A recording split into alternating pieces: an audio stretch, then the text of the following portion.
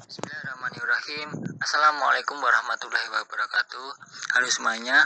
Baiklah, pertama-tama marilah kita panjatkan puja dan puji syukur kehadirat Allah Subhanahu wa taala. Alhamdulillahirabbil alamin. Tidak lupa selawat serta salam senantiasa tercurahkan kehadirat junjungan kita Nabi Muhammad SAW. Baiklah, pada kesempatan yang berbahagia ini kami dari kelompok 1 Ilmu Kalam yang beranggotakan Sinta Putri, Bagas Satrianto, Faisal Romdon, Alia Rahma, Fikri Isanuddin Darmawan. Kami akan mempresentasikan materi kita hari ini, yaitu tentang Jabariyah dan Qadariyah.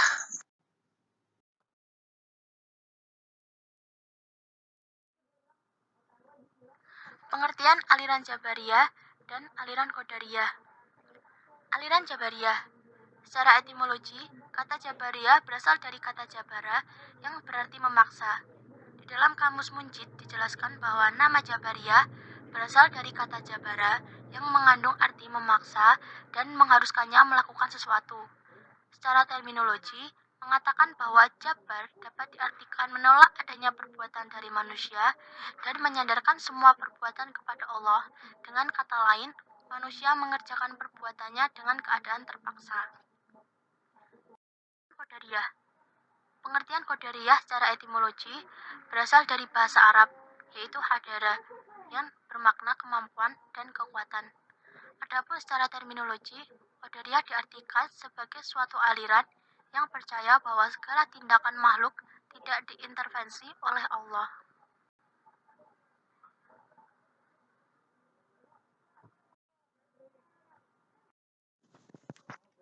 Sejarah aliran Jabariyah dan Qadariyah. Aliran Jabariyah. Aliran Jabariyah pertama kali dicetuskan oleh Sa'ad Ibnu Dirham. Namun dalam sejarah tertulis bahwa penyebar paham ini adalah Jahm bin Safwan yang lahir di kota Samarkand, Khurasan, Iran dan menetap di Irak. Jahm adalah seorang budak yang sudah dimerdekakan. Aliran ini dimulai di kota Tirmiz yang aliran ini identik dengan aliran Jahmiyah dalam kalangan Murji'ah sesuai dengan namanya. Paham ini diduga berasal dari filsafat Yunani yang didirikan oleh Zeno dari kota Citium pada tahun 30 sebelum Masehi, yang kemudian dikembangkan oleh para pengikutnya yang disebut dengan Stoicism. Kata Stoicis diambil dari nama gedung tempat ajaran filsafat ini dikembangkan, yaitu Stoa. Konsep ini dikaji oleh Ibnu Sam'an, seorang Yahudi Syam, yang kemudian disampaikan dan dipahami serta diyakini oleh Sa'ad Ibnu Dirham, yang tidak lain adalah guru dari Jahm Ibnu Safwan. Namun diyakini bahwa pengadopsian konsep filsafat Yunani ini hanya sebatas kulit saja, bukan dalam bentuk substansi. Jahm Ibnu Safwan pernah menjadi sekretaris Suraih Ibnu Al-Haris, salah satu tokoh Murji'ah. Jahm pernah mengatakan bahwa manusia tidak memiliki kekuasaan untuk berbuat apapun. Manusia tidak memiliki daya, tidak memiliki kehendak sendiri, dan tidak memiliki pilihan. Manusia dalam perbuatannya adalah dipaksa dengan tidak ada kemauan dan pilihan baginya. Aliran Jabariyah ini sangat didukung oleh dinasti Umayyah. Namun karena Jahm bin Ibnu Safwan terlibat pemberontakan terhadap rezim penguasa, maka ditangkap dan dibunuh oleh Salma Ibnu Ahwas Al-Mazini, penguasa yang ditunjuk oleh dinasti Umayyah di Marwa, sebuah wilayah Turkmenistan, Rusia. Pendapat lain mengatakan bahwa kemunculan paham Jabariyah terpengaruh dari paham ajaran Yahudi dan Nasrani, yaitu Yahudi sekte Kuro dan agama Nasrani bersekte Ya'jubiyah. Aliran Qadariyah. Sejarah lahirnya aliran Qadariyah tidak dapat diketahui secara pasti dan masih merupakan sebuah perdebatan. Namun terdapat 3 versi dari sejarah Qadariyah. Yang pertama adalah dari Ahmad Amin, berdasarkan pendapat beberapa ahli teologi bahwa faham Qadariyah ini pertama kali diperkenalkan oleh Ma'bad Al-Jawhani dan Ghailan Adam Damaskus. Ma'bad al-Jauhani adalah seorang tabi'i yang dapat dipercaya dan pernah berguru kepada Hasan al-Bisri. Sementara Ghailan adalah seorang orator berasal dari Damaskus dan ayahnya menjadi Maula Utsman bin Affan. Kemudian versi kedua, Ibnu Nabatah menjelaskan dalam kitabnya sebagaimana yang ditemukan oleh Ahmad Amin, aliran Qadariyah pertama kali dimunculkan oleh orang Irak yang pada mulanya beragama Kristen, kemudian masuk Islam dan kembali lagi ke agama Kristen. Kemudian versi ketiga dimukakan oleh W. Montgomery Watt melalui tulisan Helmut Ritter dalam bahasa Jerman yang dipublikasikan melalui sejarah majalah Darul Islam pada tahun 1933.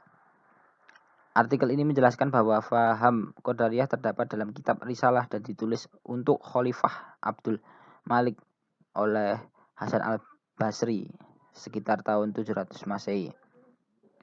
Hasan al-Basri adalah anak seorang tahanan di Irak. Ia lahir di Madinah, tetapi pada tahun 657 Masehi pergi ke Basrah dan tinggal di sana sampai akhir hayatnya. Apakah Hasan al-Basri termasuk orang Qadariyah atau bukan? Hal ini memang terjadi perdebatan. Namun yang jelas, berdasar catatannya yang terdapat dalam kitab Risalah ini, ia percaya bahwa manusia dapat memilih secara bebas antara baik dan buruk. Hasan yakin bahwa manusia bebas memilih antara baik dan buruk.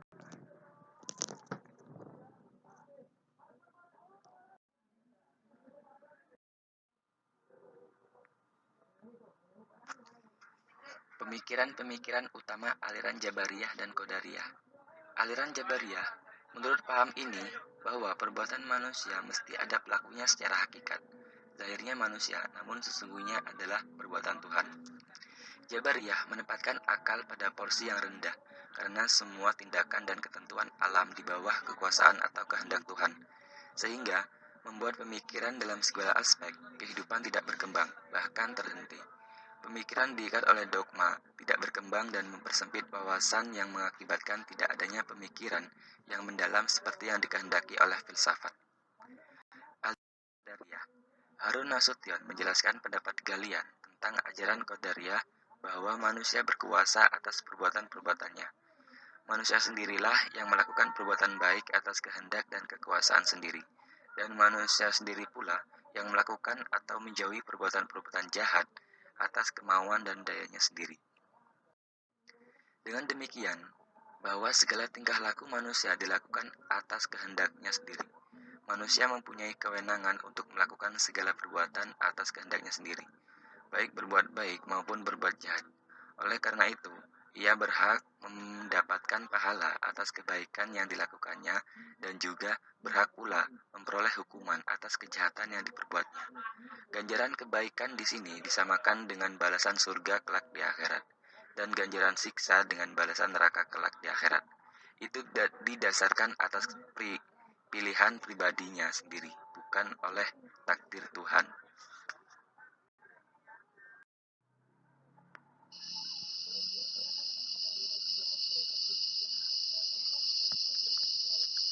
Sekte-sekte aliran Jabariyah dan Qadariyah. Yang pertama, aliran Jabariyah. Jabariyah dibagi menjadi dua sekte. Yang pertama yaitu ekstrim dan Jabariyah moderat. Jabariyah ekstrim.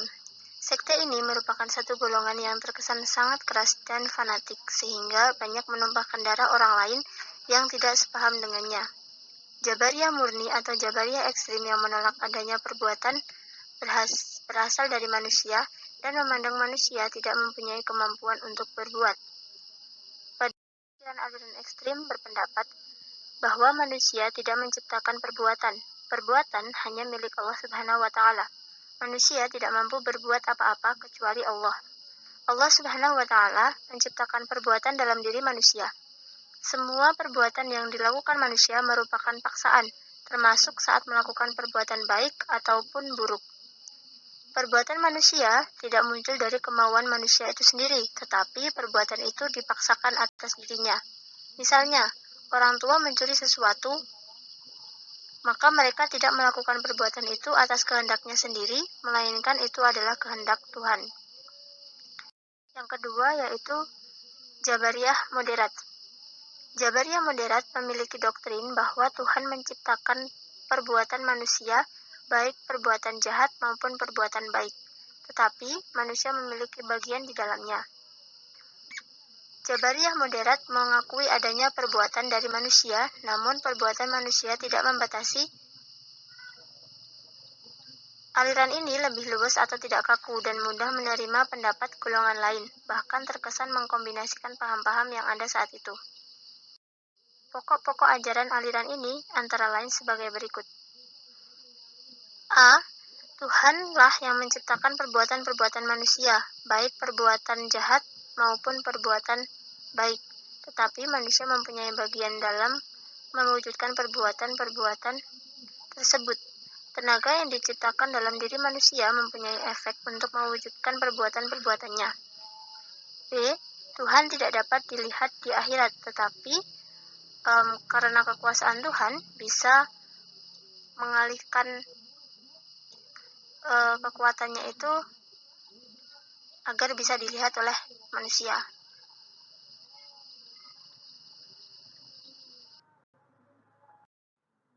Baiklah, untuk materi selanjutnya mengenai relevansi dianutnya aliran Jabariyah dan Qadariyah di masa milenial.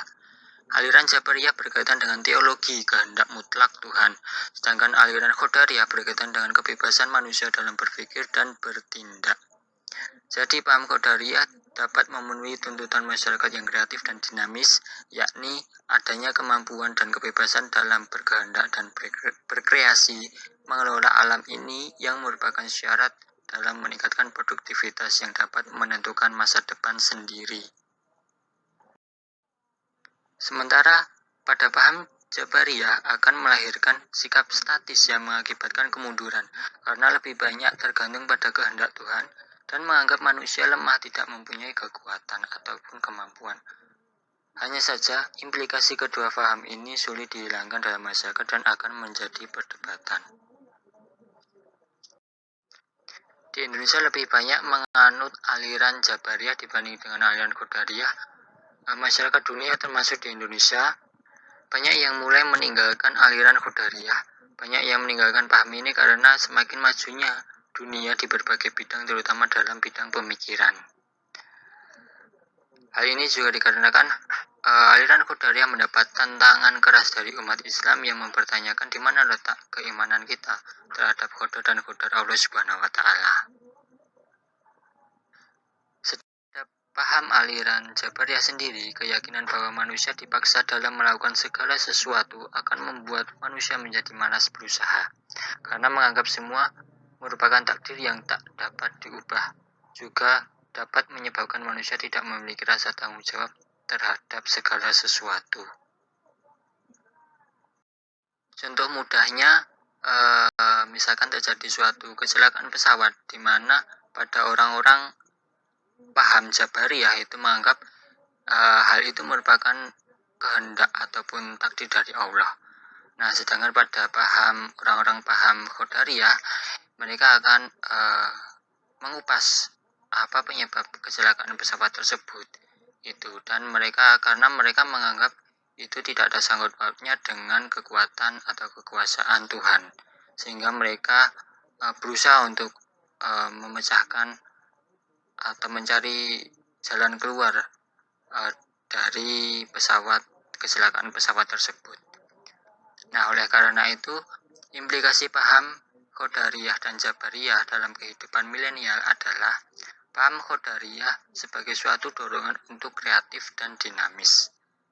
Sedangkan paham Jabariyah dijadikan dasar untuk tidak lupa akan adanya kekuatan yang paling tinggi dan keimanan terhadap Allah Subhanahu wa taala.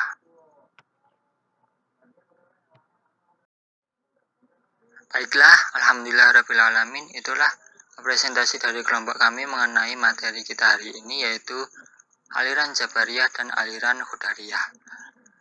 Kurang lebihnya kami mohon maaf. Terima kasih atas perhatiannya. Wassalamualaikum warahmatullahi wabarakatuh.